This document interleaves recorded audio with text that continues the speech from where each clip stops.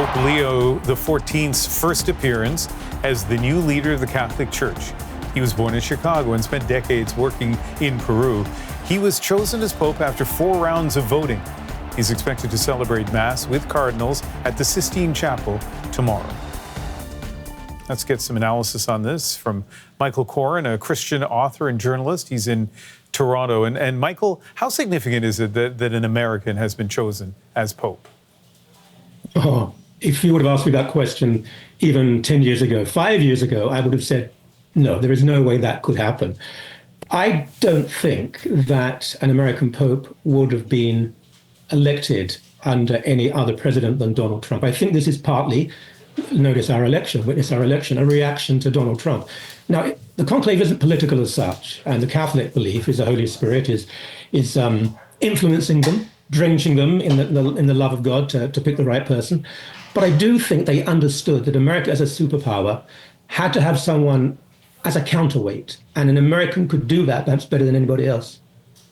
You are not a Catholic, and so I'm curious about your answer to this question, and that is, what impact do you think a new Pope and the Catholic Church in present Canadian society, what impact do you think the Church has?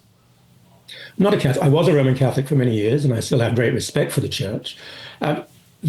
People who aren't Catholic, people who aren't Christian, people who perhaps are atheist or agnostic, they always believe that religion doesn't really matter. And then they look around and look at the developing world. Look how many people were in Rome today. Look at reporters and presenters on national television all over the world saying, I'm so moved by what is going on.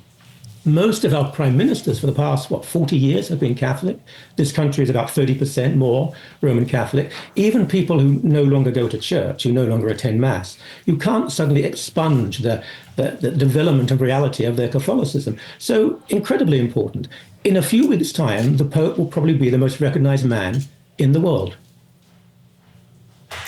It's one thing to be recognized. It's another to have influence from that recognition. What sort of influence does the Pope have these days? Politicians are no longer trusted, I'm afraid. I'm sure the Canadian Prime Minister is an exception, but you know what I mean.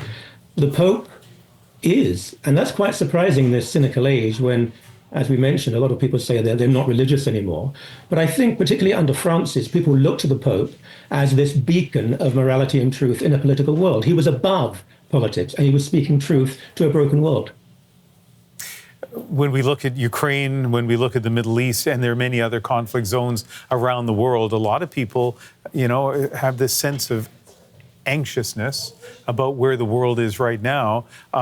So do you think that Pope Leo will be able to change the direction of some of those conflicts?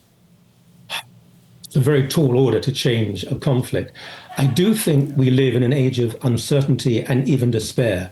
I mean, I'm almost as old as the Pope. He's actually older than me, which I'm going to boast about for a few days. But in my lifetime, I can't recall a time of such insecurity. Young people are wondering what will happen. A lot of that is to do with the superpower, the United States, no longer being the force we thought it was. India and Pakistan, God forbid, on the brink of nuclear war.